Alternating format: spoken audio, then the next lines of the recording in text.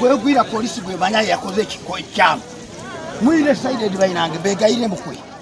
Polisi mu Nakasongola tuli ku muyigo gw'abazigu abayingiridde omukyala eyategerekeseeko nga Grace Nakimera ng'atemera mu gy'obukulu 40. Kino kyabaddewo ku kyalo ekitibwa Kityoba mu Ggombolola y'e Lwampanga ng'era kiteeberezebwa nti kyabaddewo wakati w'essaawa 6:08 ez'ekiro.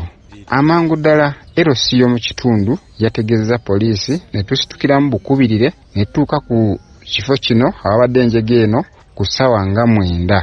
Amangu ddala abakugu baffe nga mwabaddemu ab'ekitongole ky'embwa kiyitibwa nga K9, mwabaddemu District Soko ne District CID n'abasawo abalala bakoze postmortem awo wennyini enjege eno yagudde era omugenzi n'aweebwa ab'eŋŋanda basobole okulaba nga bakwataganya ebyokuziika.